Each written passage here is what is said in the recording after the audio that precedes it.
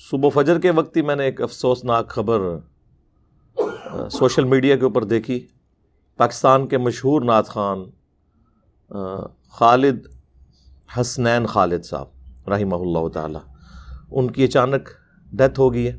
بڑی چھوٹی عمر کے ہی تھے، اتنی بڑی ان کی عمر نہیں تھی، اور یہ چکوال سے تعلق رکھتے تھے. اور نعت خوانی کی فیلڈ میں میرا خیال ہے بہت کم وقت میں جن لوگوں نے عروج حاصل کیا ان میں سے ایک تھے. وہ ایک ہفتے سے ایک ہاسپٹل میں اسلام آباد میں زیر علاج تھے. اللہ تعالیٰ ان کی مغفرت کرے، انہیں نیک کاموں کا اجر عطا فرمائے، ان کی برائیوں سے درگزر فرمائے، ان کے لواحقین کو صبر دے اور اس صبر پر اجر عظیم عطا فرمائے، آمین. میں یعنی جن نعت خوانوں کو پرسنلی طور پہ بہت سنتا ہوں، یعنی وہ اس چیز کا تو ہم خیال رکھتے ہیں کہ کوئی کلام ایسا نہ ہو جس میں کوئی شرکیہ الفاظ ہوں یا کوئی گستاخانہ الفاظ ہوں. ان کی ایک ہم جو ہے نا، میں بندہ عاصی ہوں گناہگار ہوں مولا، یہ ان کی زبردست آپ سمجھ لیں دعائیہ نظم، جس کی وجہ سے انہیں زیادہ فیم حاصل ہوا. آپ یوٹیوب کے اوپر جا کے لکھیں تو انشاءاللہ تعالیٰ آپ اسے سن سکتے ہیں. اور بلکہ اویس رضا قادری صاحب اور یہ دونوں ایک دفعہ ایک مجلس میں اکٹھے تھے، تو وہ کہنے لگے کہ کسی نعت یا کلام کے بارے میں ڈسکشن ہو رہی تھی پیر نصیر الدین نصیر صاحب کے رحمہ اللہ تعالی. تو اویس رضا قادری صاحب کہنے لگے کہ یہ مجھ سے بہتر پڑھتے ہیں وہ کلام. یہ خیر ان کی بھی عظمت ہے کہ انہوں نے اس طرح دوسرے نعت خوان کی تعریف کی.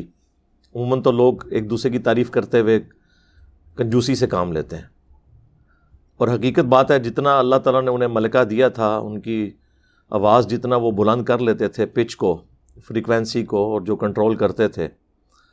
اور دونوں طرف سے ایک جو ہمارا پرانا انداز ہے نعت خوانی کا کلاسیکل، ذرا سلو پچ کے اندر، سلو فریکوینسی میں، وہ بھی بڑے اچھے طریقے سے وہ پڑھ لیتے تھے. اور آج کل جو انداز ہے تھوڑا فاسٹ پڑھنے والا، اس میں بھی ان کے کلام اچھے انہوں نے پڑھے ہوئے. نعت خوانی کو ہم پسند کرتے ہیں، محافل نعت سے بھی ہمیں کوئی اختلاف نہیں ہے، نہ ہونا چاہیے، یہ ہمارے ایمان کا حصہ ہے. صحیح بخاری اور صحیح مسلم دونوں میں حدیث موجود ہے کہ سیدنا حسان ابن ثابت رضی اللہ تعالیٰ عنہ اللہ کے محبوب صلی اللہ علیہ وآلہ وسلم کے لیے نعت کہا کرتے تھے، اشعار لکھا کرتے تھے. اور کافر جو اللہ کے محبوب صلی اللہ علیہ وآلہ وسلم پر اعتراضات کیا کرتے تھے، ان کے وہ جوابات دیا کرتے تھے. صحیح مسلم میں تو اوپر ترے آلموسٹ 10 احادیث میں ان کا وہ پورا کلام بھی آیا ہوا ہے عربی میں، جو انہوں نے اشعار پڑھے، جس کا اردو ترجمہ جو ہے ہمارے شعیب بھائی نے بھی پڑھا تھا، میرے آقا میرے مولا محمد رسول اللہ صلی اللہ علیہ وآلہ وسلم. حتیٰ کہ مسلم شریف میں یہاں تک الفاظ ہیں کہ اے حسان، کافروں کو ہمارے تیروں اور تلواروں سے اتنی تکلیف نہیں ہوتی جتنے تیرے اشعار سے ہوتی ہے. ظاہر ہے کہ وہ عرب کے لوگ تو اہل زبان تھے نا، تو انہیں بڑا مان تھا.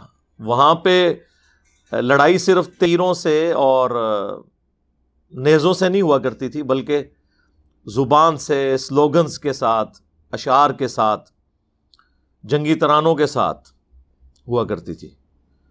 تو آپ سمجھ لیں یہ جنگی ترانے بھی لکھتے تھے، شاعر کمال کے تھے، اور نعتی اشعار بھی لکھتے تھے. صحیح بخاری اور صحیح مسلم دونوں میں حدیث موجود ہے. سیدنا عمر فاروق رضی اللہ تعالیٰ عنہ کے دور خلافت میں ایک دفعہ حضرت حسان جو ہے وہ مسجد نبوی میں بیٹھ کے نعتی اشعار پڑھ رہے تھے. باقی صحابہ بھی وہاں پہ موجود تھے. سیدنا عمر وہاں سے گزرے تو انہوں نے یوں کر کے انہیں تیکھی نظروں سے دیکھا کہ یہ مسجد میں یہ کیا کام شروع کیا ہوا ہے. تو زبان سے کچھ نہیں کہا، لیکن حضرت حسان بھانپ گئے کہ امیر المومنین کا جو موڈ ہے میرے حوالے سے وہ درست نہیں لگ رہا. تو انہوں نے کہا عمر اس طرح مجھے مت دیکھ، تجھ سے بہتر شخصیت مسجد نبوی میں ہوتی تھی اور میں انہیں بھی اشعار سنایا کرتا تھا، یعنی محمد رسول اللہ صلی اللہ علیہ وآلہ وسلم. تو حضرت عمر نے کہا کہ آپ اس بات پر اپنا گواہ لے کر آئیں. تو انہوں نے کہا یہ ابو ہریرہ بیٹھے ہیں، ان سے ذرا پوچھیے.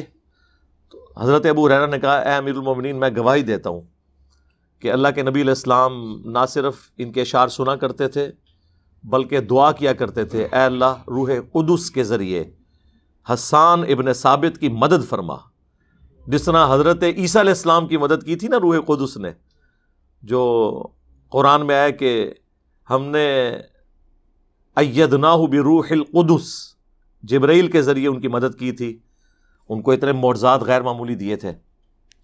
تو یہ ان کے اشعار معجزانہ ہوا کرتے تھے اللہ کی طرف سے. تو حضرت عمر پھر خاموش ہو گئے اور وہاں سے چلے گئے. اب اس ایک واقعے میں کتنی چیزیں ہیں. نمبر 1 یہ کہ قرآن و سنت کے دلائل جو ہیں یہ اتنی اہمیت رکھتے ہیں کہ صحابہ کرام اس چیز کی پرواہ نہیں کرتے تھے کہ اعتراض کرنے والا کون ہے، اس کا سٹیٹس کیا ہے، وہ خلیفہ راشد ہے، جنہوں پنجابی کہتے ہیں وہ سدھے ہو جاندے سن کہ نہ بھائی اینج نہیں ہے، اللہ کے نبی علیہ السلام نے یہ عمل کیا ہے، تمہاری ذاتی پسند ناپسند کوئی حیثیت نہیں رکھتی. نمبر 2، صحابہ کرام علیہم رضوان کو جب صحیح حدیث کا پتہ چل جاتا تھا وہ اسے ایکسیپٹ کرتے تھے. سیدنا عمر نے ایکسیپٹ کیا. نمبر 3، سیدنا عمر نے حضرت ابو ہریرہ کی گواہی کو ایکسیپٹ کیا. یہ بعض غالی رافضیوں کا یہ کہنا کہ حضرت ابو ہریرہ سے ان کا کنفلکٹ تھا، وہ تھا، لیکن یہ نہیں تھا کہ حضرت عمر ان کو جھوٹا سمجھتے تھے، انہیں صدوق سمجھتے تھے، انہیں ثقہ راوی مانتے تھے، اسی لیے ان کی گواہی کو قبول کیا حدیث کے حق میں. نمبر 4 یہ کہ ہم جب کسی کو قرآن کی آیات اور احادیث پیش کرتے ہیں اور وہ کہتے ہیں یار وہ باتیں تو ٹھیک ہیں انجینئر صاحب کی، لیکن اتنے بڑے بڑے بزرگوں کو یہ باتیں نہیں پتہ چلی ہیں. تو سیدنا عمر نے تو یہ نہیں کہا کہ میں تو امیر المومنین ہوں، میرے بارے میں تو حدیث ہے علیکم بسنتی و سنت الخلفاء الراشدین المہدیین، جامعہ ترمذی میں، سنن ابی داؤد میں، سنن ابن ماجہ میں، مشکات میں بھی موجود ہے. تو تم میری سنت پہ عمل کرو، جو چیز مجھے ناپسند ہے اسے چھوڑ دو. انہیں پتہ تھا کہ دین آسمانوں سے نازل ہوا ہے، دین میں امام وہ ہے جس کی قبر مدینے میں ہے، اس کے بعد سب فالوور ہیں. سیدنا ابوبکر سے لے کر قیامت تک آنے والا آخری مسلمان یا آخری انسان وہ فالوور ہی ہوگا. تو اب مجھے یہ بتائیے، اگر حضرت عمر فاروق رضی اللہ تعالیٰ عنہ اتنے قریبی ہونے کے باوجود انہیں یہ حدیث نہیں پتہ تھی کہ نعت کے اشعار مسجد میں پڑھنا اور پڑھوانا یہ سنت ہے، تو اب جو لوگ یہ کہتے ہیں جی ہمارے بزرگوں کو، ہمارے اماموں کو یہ حدیثیں نہیں پہنچی وہیں ہوں گی، انہیں نہیں پتا تھا بخاری مسلم میں کیا لکھا ہے. بھائی اگر حضرت عمر فاروق رضی اللہ تعالیٰ عنہ کو نہیں پتا تھا تو بابے دشاہ ہی کوئی نہیں. یہ ہر جگہ آئے گا بابے دشاہ ہی کوئی نہیں. یہ انالیسز نہیں کریں گے تو میرے بھائی آپ کے دماغ میں سراغ کیسے ہوگا؟ ہم نے تو ڈرل کرنا ہے تاکہ اس میں باتیں داخل ہوں، آپ کو پتہ چلے کہ کتابوں کا دین اور ہے، بابوں کا دین اور. بخاری اور مسلم دونوں میں موجود ہے کہ جو اما عائشہ پر تہمت لگی تھی نا، واقعہ افک والی، ان میں حضرت حسان بھی شامل تھے تہمت لگانے والوں میں، اور انہیں بعد میں کوڑے بھی لگائے گئے. آخری وقت میں یہ نابینا ہو گئے تھے. بخاری مسلم میں آتا ہے کہ سیدہ عائشہ کے سامنے اگر کوئی شخص حضرت حسان کی برائی کرتا تو اسے ٹوک دیتی تھی. یہ میں آپ کو للہیت بتا رہا ہوں اما عائشہ کی، اس پاکیزہ عورت پہ جس نے تہمت لگائی، بے شک اللہ تعالیٰ نے ان کی برات کا اعلان بھی کر دیا، لیکن دل کا میل انسان خود کیسے صاف کر سکتا ہے؟ یہ کوئی برتن تو نہیں کہ مانج لیا جائے، انسان کو بھولتا تو نہیں ہے. حتیٰ کہ حضرت ابوبکر کامل الایمان مومن ہے، ان کا بھتیجا یا بھانجا مستح جو بدری صحابی ہے، سابقون الاولون میں ہے، وہ بھی تہمت لگانے والوں میں شامل تھا، اور حضرت ابوبکر اس کے گھر کا خرچہ چلاتے تھے. حضرت ابوبکر نے اس کا وظیفہ بند کر دیا. لیکن اللہ تو پھر اللہ ہے نا جی. قرآن میں آیات سورۃ النور میں نازل ہوئیں کہ اگر تم یہ اللہ کے لیے کام کر رہے تھے نا تو یہ وظیفہ نہ روکو. اختلاف اپنی جگہ، اختلاف بھی کوئی چھوٹا موٹا نہیں، جس کی بیٹی پہ تہمت لگائی ہوئی ہو اور اسٹیبلش بھی ہو جائے اور اللہ بھی کہہ دے کہ یہ بہتان عظیم ہے. ھذا بہتان عظیم. پھر بھی اللہ تعالیٰ کا آپ ٹالرنس کا لیول دیکھیں کہ نہیں، وظیفہ اللہ کے لیے